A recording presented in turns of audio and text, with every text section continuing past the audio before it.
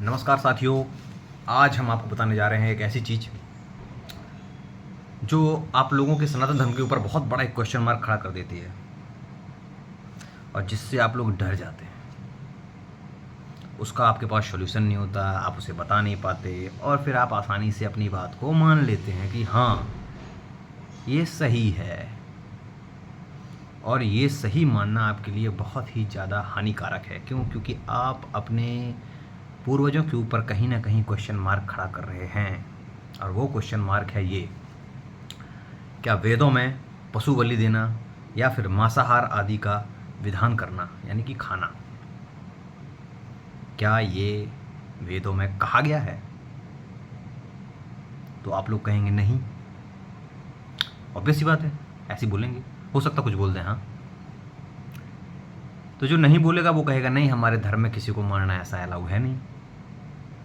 और अभी आ रही है बकरीद, तो बहुत से लोग ये कहीं ना कहीं बहसबाजी चल रही होगी यूथ में, या जिस तरीके का आजकल इन्वायरमेंट चल रहा है उस तरीके के इन्वायरमेंट में ये बात कहीं ना कहीं चल रही होगी। बहुत से लोग कह रहे होंगे कि अरे, हमारे में पशु बलि को देना अनिवार्य नहीं है। या बहुत से लोग कहते होंगे आपके यहाँ बलि दी तो जाती है, कामाख्या का मंदिर देख लीजिए, या कोई और भी शक्तिपीठ देख लीजिए, या फिर बंगाल चले जाइए, वहाँ तो मच्छी चढ़ाई जाती है ना। तो सबके अपने अपने अलग रिचुअल्स होते हैं। बट बात मैं यहाँ करने आया हूँ वो है वेदों की। क्या वेदों में इसके बारे में जिक्र है कि हमें किसी की पशु को खाना चाहिए या उसके साथ हानि पहुँचाना चाहिए? ये आप लोगों के ऊपर एक बहुत बड़ा क्वेश्चन मार्क खड़ा हो जाता है कि मैं क्या करूँ, कैसे बताऊँ लोगों को, कैसे समझाऊँ, है ना। नहीं समझ में आता है ना कि क्या बताऊँ अब लोगों को, कहाँ लिखा है। क्योंकि हम सनातन धर्म के लिए वेद बहुत बड़ी बात है और हमें इसके ऊपर बात करना ज़रूरी है। क्योंकि अगर हम वेदों को लेके किसी को नहीं समझे, क्योंकि हम वेदों को ही तो मानते हैं, पुराणों को मानते हैं, ग्रंथों को मानते हैं, वेदों को मानते हैं, तो अगर हम वेदों को मैं ये बात किसी को बता पाएँ कि हाँ, हमारे वेदों में ये नहीं लिखा है कहीं कि हमें पशु बलि करना चाहिए, हमें किसी जानवर को हानि पहुँचाना चाहिए, तो फिर कल के दिन तुम्हारे ऊपर जो क्वेश्चन मार्क लगा हुआ है वो ख़त्म हो जाएगा। लेकिन उसके लिए आपको पूरा वेद पढ़ना पड़ेगा और वेद पढ़ना इतना आसान नहीं है। क्यों नहीं आसान? क्योंकि एक तो वो संस्कृत लैंग्वेज में लिखा हुआ है, जो हम लोग बहुत दिनों से दूर हैं इस लैंग्वेज से, मतलब पढ़ नहीं रहे हैं उतना ज़्यादा बेसिकली। और किसी पंडित के बारे में अगर हम सुने तो आप देख ही सकते हो कि पंडित का मतलब ये नहीं होता है कि जो जाति से पंडित हो। मैं भी एक ब्राह्मण हूँ, फैमिली से हूँ, लेकिन मेरा कर्तव्य ये है कि मैं पहले ब्राह्मणत्व का फॉलो करूँ। मैं ब्राह्मणत्व को क्या फॉलो कर रहा हूँ? क्या मैं जनेऊ को रखे हूँ? क्या मैं सिखा रखे हूँ? क्या मैं सुबह उठ के भगवान सूरज को अर्घ देता हूँ? क्या मैं सही काम करता हूँ? क्या मैं लोगों की मदद करता हूँ? क्या मैं भिक्षा मांगता हूँ? क्या मैं लोगों के यहाँ मांग मांग के ज्ञान देता हूँ? क्या मैं अपने ज्ञान को किसी को फ्री में बांट रहा हूँ? ये ब्राह्मणत्व होता है। तो धीमे धीमे ब्राह्मणत्व खत्म होते जा रहा है। क्यों? क्योंकि कुछ लोगों ने उसको, शिक्षा को, पैसे लेके शिक्षा देना स्टार्ट कर दी है। बहुत से मंदिरों में आप जाएंगे तो वहाँ पे आप देखेंगे ये चीज़। मैं ये नहीं कह रहा हूँ कि मैं अपने ऊपर ही क्वेश्चन मार्क उठा रहा हूँ, बस मैं ये कह रहा हूँ कि जो गलत है वो गलत है। अब मैं उसको बोलूँगा, ठीक है। तो अब बात करते हैं हम लोग, क्या वेदों में मांस खाने के लिए कहा गया है या नहीं कहा गया, या किसी को बलि देना या किसी जानवर की हानि पहुंचाना ये कहा गया है कि नहीं कहा गया है। आप वेद पढ़ेंगे तो बहुत अच्छी बात है, उसमें तो बहुत सारी चीज़ें आपको समझ में आ जाएंगी। लेकिन जहाँ तक मैं आपको जो कोशिश कर रहा हूँ समझाने की वो ये है कि हम वेद को पूरे को पढ़ने से अच्छा है कि मैं आपको कुछ चीज़ें ऐसी बता दे रहा हूँ जो आप उनको देख लेंगे तो आपको ये बात समझ में आ जाएगी। और जो आपको ये आपके धर्म के ऊपर क्वेश्चन मार्क खड़ा करते हैं और जो आपके धर्म को नीचा दिखाते हैं, उनके लिए आप ये बता सकते हैं कि आप वेद के फला फला श्लोक पर, फला फला चैप्टर पर जाके ये देख सकते हैं कि ऐसा है या नहीं है। बस यही चीज़ मैं आपको बताने के लिए आया हूँ। तो मेरी वीडियो बहुत लंबी होने वाली नहीं है। मैं कोशिश करूँगा कि आपको जल्दी जल्दी सारी चीज़ें डिलीवर कर दूँ, क्योंकि मैंने बहुत ज़्यादा सारे वेदों को एक्सट्रैक्ट करके ये चीज़ें निकाली हैं कि कहाँ, कौन से श्लोक में, कौन से वेद में, कौन से चैप्टर में, कौन से अध्याय में ये लिखा हुआ है कि हाँ, हम बलि दे सकते हैं या नहीं दे सकते हैं, या हमारे वेद क्या बोल रहे हैं, हमारे धर्म क्या बोल रहे हैं, क्या हमारे पूर्वज जी कहते थे कि हमें ऐसा करना चाहिए। देखो, पहली चीज़ मैं आपको क्लियर कर दूँ, बलि देना, बलि का मतलब संस्कृत में होता है किसी को दान देना। बलि का ये मतलब नहीं है किसी की जान लेना, कतई मतलब नहीं है। आप बलि का मतलब संस्कृत में होता है किसी को दान देना। पहली चीज़ क्लियर हो गई। अब कभी भी आप, जैसे कोई लोग कहते हैं नर बलि देना, मतलब किसी को दान में, हमने अपनी चीज़ किसी को दान में दी, वो होता है, ना कि उसको जान से मार देना। किसी को कोई खाने की चीज़ देना, कोई वस्त्र देना, ये भी बलि ही है। बलि मतलब होता है अर्थात में दान देना, ना कि जान से मार देना। ये कतई नहीं होता। संस्कृत में बलि का मतलब है दान देना। पहली चीज़ ये आपको क्लियर हो गई। अब कभी भी कोई भी कुछ पूछे, कहे बलि, आपके यहाँ पर वेदों में बलि शब्द का इस्तेमाल हुआ है, तो इसका मतलब बलि का मतलब तो होता है जान से मार देना, लेकिन नहीं, संस्कृत में बलि का मतलब होता है किसी को दान देना। आप इस बात को अच्छे से नोटिस कर लीजिए। पहली चीज़ आप गूगल पर भी देख सकते हैं चीज़। अब मैं आपको बताने जा रहा हूँ, क्या वेदों में इस तरीके के बारे में कुछ लिखा है या नहीं लिखा है। क्या हमें वेदों में मांस भक्षण का विधान लिखा है या नहीं लिखा है। तो हम पहली चीज़ आपको बताते हैं, आप उसको नोटिस करिएगा। पहली चीज़ यजुर्वेद, लिखिए इसको, नोट कर लीजिए। यजुर्वेद का अध्याय 1 का मंत्र 1, अध्याय 1 का मंत्र 1, अध्याय 1 का मंत्र 1। देखिए आप मेरी भाषा पर मत जाइएगा कि मैं कभी 1 बोल रहा हूँ, कभी एक बोल रहा हूँ, इस पर मत जाइएगा आप। मैं जो कंटेंट लेके आया हूँ आप उस पर ध्यान दीजिएगा, नहीं फिर आपको पूरा वेद पढ़ना पड़ेगा और आप कभी किसी को बता नहीं पाएंगे। अगर किसी ने आपसे क्वेश्चन पूछ दिया कि आपके वेदों में तो इसके बारे में जिक्र है, तो आप किसी को स्पष्ट तौर से कह नहीं पाएंगे कि नहीं हमारे वेदों ने कभी ऐसा नहीं कहा है।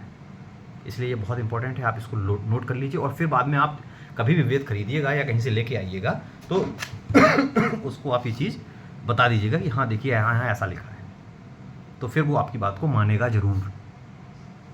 और आपको ये बात तो पता ही है कि भारत में बहुत सारे पहले ऐसा हुआ है कि वेदों के साथ छेड़छाड़ हुई। आज हमारे यहाँ आप देखते हैं जगह जगह लोग बाग भगवत गीता को डिस्ट्रीब्यूट करते हैं, उसमें बहुत सी चीज़ें ऐसी हैं जो आपके सामने हटा दी जाती हैं या लिख दी जाती हैं, ऐड कर दी जाती हैं, इस तरीके की चीज़ें हैं।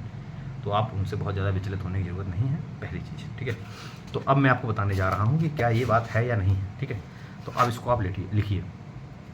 वेदों में मांस भक्षण का स्पष्ट निषेध किया गया है। बिल्कुल भी नहीं, वेदों में बिल्कुल नहीं कहा गया कि आप मांस को खाइए, बिल्कुल भी नहीं कहा गया है, ठीक है, पहली चीज़। दूसरी चीज़, प्राणी को मारकर खाने का स्पष्ट निषेध किया गया है। जैसे हे मनुष्य, जो गौवादी पशुओं, वह कभी भी हिंसा करने योग्य नहीं है। हमें कभी भी पशुओं के साथ हिंसा नहीं करनी चाहिए। ये कहाँ लिखा हुआ है? यजुर्वेद के श्लोका चैप्टर 1 के श्लोका 1 में, ठीक है, पहली चीज़। अब आते हैं हम और कहाँ लिखा हुआ है। देखिए मैंने आपको मैंने कई जगह ऐसा लिखा, हो सकता है आप कभी किसी को एक बात बताएंगे तो फिर आप कहेंगे कि नहीं ऐसा नहीं है, दूसरे में लिखा हुआ है, अर्थ आपको गलत बता देगा, अर्थ आप उसका नहीं समझ सकते। हो सकता है मुझसे त्रुटि हो रही हो, मैं नहीं समझा पाऊंगा आपको, तो आप उस चीज़ को खुद पढ़िएगा और कई बार ये चीज़ें आपको जब समझ में आएंगी तब आप इस चीज़ को ध्यान में रखिएगा, ठीक है। तो अब बात हमको करते हैं किसकी? यजुर्वेद का चैप्टर नंबर 40, ठीक है, चैप्टर नंबर 40 में श्लोका नंबर 7, 40/7। हो सकता है मैं कभी ऐसा हो सकता है कि मैं गलत बोल दूं, लेकिन आप इस बात को याद रखिए, 40/7, इस पे आप ध्यान दीजिएगा बस, ठीक है। 40/7 यजुर्वेद का जो श्लोका है वो ये कहता है कि जो लोग प्राणी मात्र को अपनी आत्मा के तुल्य जानते हैं, अर्थात उसे अपना हित चाहते हैं, वैसे ही अन्यों में भी वर्तते हैं, इसको शोक आदि प्राप्त नहीं होता, ठीक है। तो ये भी डायरेक्ट यही बात बोल रहा है कि हमें ऐसा नहीं करना चाहिए। अब चावल खाओ, जौ खाओ, उड़द खाओ, तिल खाओ, ये सब चीज़ें हम खा सकते हैं जो तुम्हारे लिए रमणीय भोज बनाए गए हैं, पदार्थ बनाए गए हैं, ठीक है। तुम किसी भी नर या मादा को कभी हिंसा मत करो। किसी भी नर या मादा को हमें नहीं मारना चाहिए, हमारे यहाँ ये लिखा हुआ है, ठीक है। कहाँ लिखा हुआ है? अथर्ववेद के 6/140/2, याद रखना, 6/140/2 याद रखना, ठीक है। अब आपको ये बात क्लियर हो जाएगी। उस श्लोका को जब आप पढ़ेंगे तो वहाँ लिखा है कि आप चावल खाओ, जौ खाओ, उड़द खाओ और तिल खाओ, तुम्हारे लिए यह रमणीय भोज पदार्थ का भाग है। तुम किसी भी नर या मादा को कभी हिंसा मत करो, बस ये बात आप ध्यान रखिएगा, ठीक है। अब हम लोग आते हैं किस पे? अथर्ववेद पे। अथर्ववेद में फिर से कौन सा नंबर श्लोका है? अध्याय 10, ठीक है। अध्याय 10 में जब आप जाएंगे /1 श्लोका 1 में, ठीक है, फिर उसके बाद /29 जो हेडिंग होगी उसके आप 29 नंबर वाले श्लोक पे जाएंगे तो वहाँ आपको ये बात लिखी मिलेगी, ठीक है। और उसमें आपको ये बात स्पष्ट तौर पे कही है कि निर्दोषों को मारना जिसका कोई दोष नहीं है, मतलब वो जानवर भी हो सकता है, वो इंसान भी हो सकता है, वो कोई भी हो सकता है, अगर उसका कोई दोष नहीं है, निर्दोषों को मारना निश्चित ही महापाप है, हमारे गाय, घोड़े, पशु और पुरुषों को कतई नहीं मारना चाहिए। क्यों? क्योंकि हमारे लिए वो निर्दोष हैं, हमारे लिए वो कुछ भी नहीं ऐसा गलत करते हैं कि जो हम उनके प्रति हिंसा करें। हमें हिंसा नहीं करना चाहिए। पहली चीज़, ये किस में लिखा है? अथर्ववेद में लिखा है। अगर वेद ये कहते होते कि आप मुर्गा खाइए, अंडा खाइए, मछली खाइए, बकरा खाइए, भैंसा खाइए, बकरी खाइए, कुछ इस तरीके की चीज़ें अगर लिखी होती तो क्या वेद ये कहता कि आप हिंसा करिए? वेदों ने स्पष्ट तौर पर कहा है, अथर्ववेद के 10/1/29 नंबर वाले श्लोका में। आप ये बात ध्यान रखिएगा। मैं आपको श्लोका कमेंट सेक्शन में लिख के भेज दूंगा, आप उन श्लोकाओं को देख लीजिएगा। हो सकता कि मैं चैप्टर पहले बोल सकता हूँ, अध्याय पहले बोल सकता हूँ, या फिर मंत्र पहले बोल सकता हूँ, या बाद में बोल सकता हूँ। इस तरीके की चीज़ें होंगी, लेकिन जो मैंने लिखा है वेदों से, मैंने क्योंकि मैंने डायरेक्ट वेद पढ़ा था, उसमें जो श्लोका मुझे मिले उन श्लोकाओं को मैंने इस तरीके से लिख लिया था, और मैं वो अभी आपको लिंक भी भेज दूँगा। ठीक है, तो 10/1/29 ये वाला श्लोका जब आप पढ़ेंगे उसमें आपको ये बात मिल जाएगी। ठीक है, अभी मैं आपको एक दो बातें और बताता हूँ। ठीक है, एक जैसे कि अब आते हम लोग अथर्ववेद के श्लोका नंबर, जो अथर्ववेद है उसमें अब आते हम लोग, उसमें है अध्याय 8, यानी कि 8/6। ठीक है, 8/6/23। आप इस पर ध्यान दीजिएगा। ठीक है, 8/6/23 का जो श्लोका है उसमें लिखा हुआ है कि जो नर और मादा भ्रूण या अंडे के नाश से उपलब्ध और मांस को माफ करिएगा कच्चा या पका कर खाते हैं, हमें उनका विरोध करना चाहिए। देखो कितनी अच्छी बात लिखी है। अब लोग कहते हैं ना, बहुत से आपको ब्राह्मण मिल जाएंगे जो ये बात कहेंगे, या ब्राह्मण, देखिए ऐसा नहीं, आप किसी के खाने पे आप ये नहीं कह सकते कि ब्राह्मण हो आप नहीं, आपको नहीं खाना। भाई उसका मन है, खा सकता है। ठीक है, हम किसी को जाति के आधार पर ये भोजन को नहीं बांट सकते कि आप किसी की जाति या फिर किसी के धर्म के आधार पर भोजन को बांट दें। खाना ना खाना वो अपना आपका महत्व है। बस मेरा काम ये है कि मैं आपको ये डिलीवर कर रहा हूँ चीज़ें कि ऐसा है। ठीक है, तो आप उसको बहुत अन्यथा मत लीजिएगा। बस मैं आपको इसलिए बता रहा हूँ कि अगर कभी आपको कभी किसी के सामने ये बोलना पड़ जाए कि मेरे वेदों में कभी भी हिंसा करने के लिए कहा ही नहीं गया है, जैसे कि और सारी किताबों में ये मिलता है, लेकिन हमारे वेदों में ऐसा नहीं है। ठीक है, तो आप उसको देखिएगा। आप बहुत से लोग बोलेंगे कि आपको ये ज्ञान कहाँ से आया। देखिए, मुझे ज्ञान कहीं से आया हो, मैंने किताब वेदों से ही ज्ञान लिया है, ज्ञान लिया और उसको मैंने पढ़ा, और उसके बाद मैंने उसका निष्कर्ष निकाला, मैंने अपनी किताब में लिखा, तो वो मैंने फिर आपको मैं डिलीवर कर रहा हूँ। ठीक है, ताकि आपका मुंह कहीं कल के दिन कभी भरी समाज में चुप ना होना पड़े आपको, तो आप ये बात बोल सकें कि हाँ मैंने ये वाला श्लोका पढ़ा है। और आप अगर नहीं पढ़ा हो तो मेरी वीडियो उन तक पहुँचा दीजिएगा, वो देखेंगे तो उनको पता चल जाएगा कि मैं किसकी बात कर रहा हूँ। ठीक है, तो अथर्ववेद का 8/6/23 नंबर का जो श्लोका है अथर्ववेद में, उसमें कहा गया है कि हमें किसी भी नर, मादा, भ्रूण या अंडे को नाश करके उसका मांस या कच्चा उसको पका कर कतई नहीं खाना चाहिए, हमें उसका विरोध करना चाहिए। ये स्पष्ट तौर पर लिखा हुआ है। ठीक है, तो ये बात आप ध्यान रखिएगा। मैं एक बार फिर से आपको श्लोका सारे बता दे रहा हूँ, आप उन श्लोकाओं को देख लीजिएगा, उन चैप्टरों को देख लीजिएगा, उनमें आपको ये वेदों में मिल जाएगा। पहली चीज़, मैं अपनी बात क्लियर कर रहा हूँ, किसी भी जाति या किसी भी धर्म को मैं ठेस पहुँचाने नहीं आया हूँ, पहली चीज़। दूसरी चीज़, मैं किसी को भी ये कहने नहीं आया हूँ कि किसका धर्म अच्छा है किसका बुरा है। आप मुझे इस चीज़ से दूर निकालिएगा। मैं एक अभी डॉक्टरी पढ़ रहा हूँ, बस मैंने वेदों में ये चीज़ देखी तो मुझे लगा कि लोगों को ये बताना चाहिए, क्योंकि बहुत से लोग ऐसे होते हैं जो आसानी से दूसरों की बातें मान लेते हैं अपने धर्म को बुरा नीचा दिखाने के लिए। कोई धर्म ख़राब नहीं है, कोई धर्म ऐसा नहीं है कि वो है, बस लोगों के फॉलो करने के तरीके अलग अलग होते हैं। कौन कैसे उसको मानता है, कौन किस तरीके से अपनी भाषा को समझ को लेता है, क्योंकि धर्म बहुत बड़ी चीज़ है, आम आदमी नहीं समझ सकता है उसको, तो मैं भी नहीं समझ सकता, मैं उनके सामने शून्य हूँ। बस मैं ये बता रहा हूँ कि श्लोका यजुर्वेद का 1/1 मतलब मैं वो बात कर रहा हूँ जैसे हम लोग लगाते हैं ना हाइफन, ऐसे इस हाइफन नहीं, इस तरीके से जो स्लैश करते हैं 1/1 ठीक है।